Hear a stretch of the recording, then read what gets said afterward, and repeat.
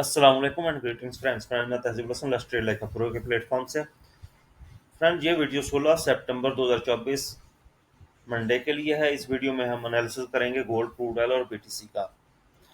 Friend, Monday को कोई भी खास फंडामेंटल न्यूज़ नहीं है कैलेंडर पे। बैंक ऑफ जापान में अलबत्ता बैंक हॉलीडे है, चाइना में भी बैंक हॉलीडे है। मार्केट ज़्यादातर टेक्निकली मूव करेगी। मार्केट को अगर फ्राइडे को भी देखें तो ये अपने ऑल टाइम हाई को अपडेट करती रही है, ऊपर ही जाती रही है, नीचे आने का इसका कोई प्रोग्राम नहीं लग रहा। तो बेहतर यही है कि इसको एवरेज बाय किया जाए। ट्रेंड बुलिश है। अब काफ़ी लोग ये सोच रहे हैं कि मार्केट रिट्रेसमेंट देने नीचे आएगी। मार्केट 2511 से चली है, इसने 2560 60 लगाया, 60 के बाद इसने 85 86 लगा दिया, लेकिन अभी तक रिट्रेसमेंट नहीं दी। तो उनके लिए अर्ज है कि मार्केट अपनी रिट्रेसमेंट दे चुकी है। मेरे ख्याल में ऐसे लोग ये बात कर रहे हैं जो सिर्फ H4 या डेली की कैंडल देख रहे हैं या वीकली की कैंडल देख रहे हैं। अगर M15 में देखें तो मार्केट साथ साथ रिट्रेसमेंट देती गई है। 2511 से मार्केट गई जुमेरात को, अप हुई तो उसने 2537 38 लगाया, वहां से मार्केट 2522 तक वापस आई। M15 में अगर देखें, और मार्केट ने 70% तकरीबन रिट्रेसमेंट कंप्लीट की। फिर मार्केट ऊपर की 2542 लगाया, फिर मार्केट वापस से 2532 तक आई।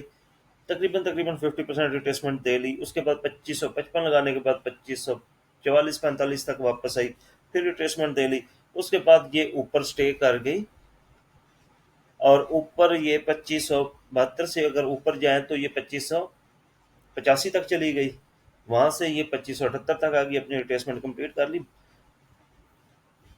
सेगमेंट्स में अपनी रिट्रेसमेंट कंप्लीट करती हुई जा रही है। आप ये कहें कि वो H4 की जो एक कैंडल आपको नजर आ रही है, या दो कैंडल नजर आ रही है, या डेली के कैंडल एक नजर आ रही है, उसकी रिट्रेसमेंट नहीं हुई, भाई वो नहीं होगी। और दूसरी के मार्केट अब तकरीबन 75 से $80 का मूव कर चुके, 2511 से ऊपर। अब इतनी बड़ी रिट्रेसमेंट जो आप कह रहे हैं कि ड्यू है, मार्केट $35 40 नीचे आएगी, रिट्रेसमेंट देने आएगी, मतलब वो जो सेलर नीचे फंस गए उनको भी निकाल देगी, और जो ऊपर सेलर बैठे उनको भी $40 50 का प्रॉफिट दे देगी। ऐसा मार्केट कभी नहीं करते। मार्केट ने बाय जाना है।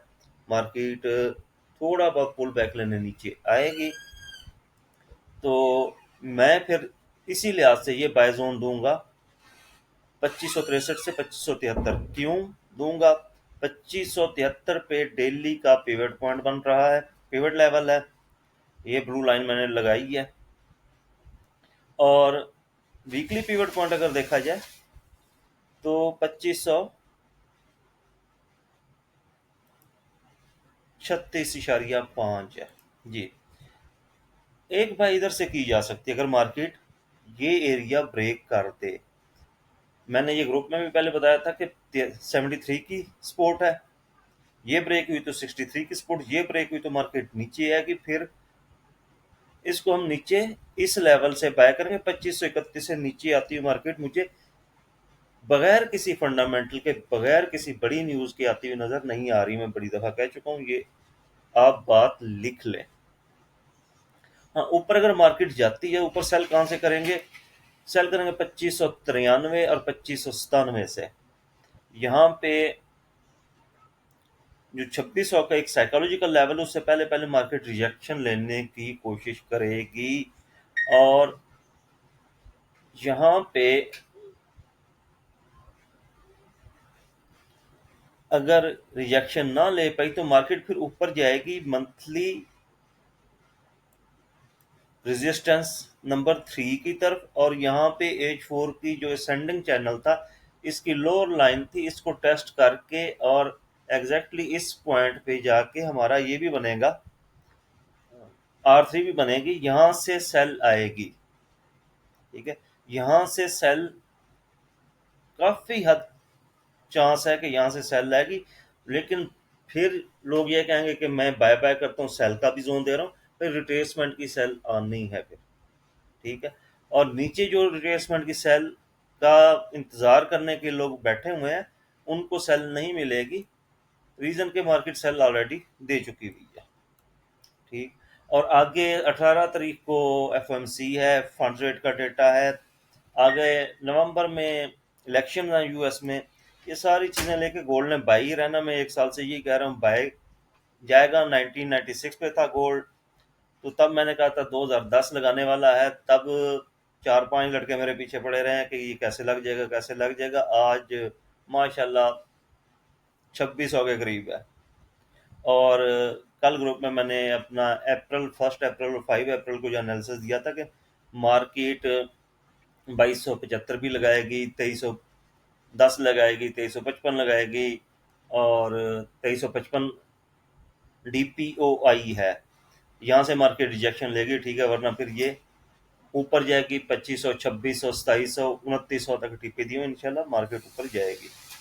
ठीक है, ऊपर से हम अब जो जो एरिया बनेंगे सेल के, सेल जब भी लेनी कंफर्मेशन के बाद देनी है। H4 में सेल इनगल्फिंग बन जाए इस जोन में आके, और उसके बाद रीटेस्ट करने के बाद मार्केट नीचे आने लगे तो सेल लें, अदरवाइज सेल नहीं लें, बाय लें। बाय के लेवल से इस जोन से भी बाय जाने के चांस है, काफ़ी हद तक चांस है। और ये नीचे मैंने ये बताया था कि ये डेली पिवट पॉइंट है, और नीचे जो 63 का है, 63 को अगर हम आप M15 में देख लें, यहाँ पे ऑर्डर ब्लॉक बन रहा है। H1 में देखें ऑर्डर ब्लॉक बन रहा है। H4 अगर एक्सनेस के चार्ट में देख लें, यहाँ पे ऑर्डर ब्लॉक है। और H2 में अनटेस्टेड डिमांड जोन बन रहा है। मतलब यहाँ से भी काफी चांस है कि मार्केट बाय चली जाए। बाय की अपॉर्चुनिटी कभी मिस नहीं करनी, बाय लेनी है। सेल अगर आप लेना चाहते हैं, काफी लोगों का माइंड होता है सेल लेने का, सेल ने, मार्केट अपने ऑल टाइम हाई पे है, लेकिन हाई की कोई लिमिट नहीं होती। जी फ्रेंड्स, आपको सेल और बाय जोन, दो सेल और दो बाय जोन बता दिए हैं, और रिकमेंडेशन यही है कि डिप आए तो बाय करें। नेक्स्ट पेयर हमारा क्रूड ऑयल H4 का टाइम फ्रेम है। चार्ट लोड नहीं हुआ, हो गया जी, ब्रांड वगैरह आ गई। मार्केट ने अपना जो डाउन ट्रेंड था उसको ब्रेक किया। ब्रेक करने के बाद इसने पिछले लोअर हाई को भी ब्रेक किया, लेकिन उसके बाद बियरिश इनगल्फिंग के साथ नीचे मार्केट। अब ये अनटेस्टेड ऑर्डर ब्लॉक था और हमारे बाय जोन में था। यहाँ से ये मार्केट अब ऊपर जाएगी। यहाँ से अगर आपको मार्केट मिले 67.7, 68 के पास पास, आप बाय करें सुबह, और वेट करें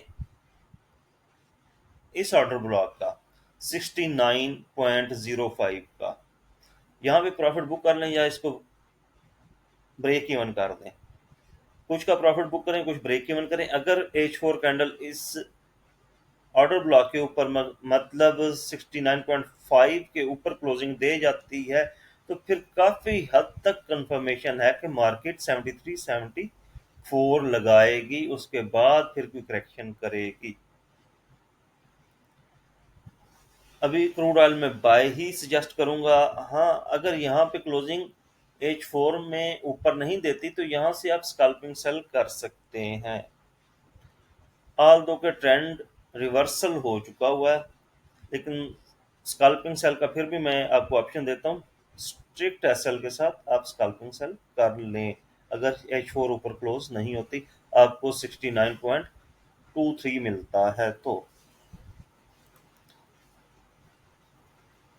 जी friend, next pair BTC USD हमारे सेल जोन में है। सेल जोन में जाके एक दफ़ा नीचे आया, लेकिन दोबारा सेल जोन में चला गया, अभी फिर यहाँ से नीचे आ रहा है। बेसिकली इसको ये FPG इसका फिल करना है, और ये असेंडिंग ट्रेंड लाइन है, एटलीस्ट इसको टैप करना चाहिए।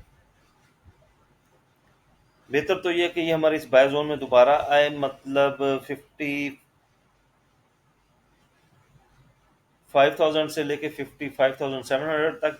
लेकिन एटलीस्ट इसको इस एरिया तक सेल आना चाहिए। ये जो ऑर्डर ब्लॉक इसने बना लिया हुआ है, मंथली पिवट को भी टेस्ट कर लेगा, और ये ऑर्डर ब्लॉक भी पिक हो जाएगा, ट्रेंड लाइन भी, तीनों चीज़ें मीट हो जाएंगी। 58,300 तक इसको एटलीस्ट नीचे आना चाहिए, और 58 5300 से लेके 58,000, यहाँ से अगर छोटे टाइम फ्रेम में बाय की कंफर्मेशन मिलती है तो आप बाय करें और फिर वेट करें अगले सेल जोन का, जो 64 और 65,000 के रेंज में रखा हुआ है। यहाँ से आप टॉप से इसके सप्लाई जोन से सेल करेंगे। जी फ्रेंड्स, आज एनालिसिस में इतने, अपना ख्याल रखिएगा। अल्लाह हाफिज।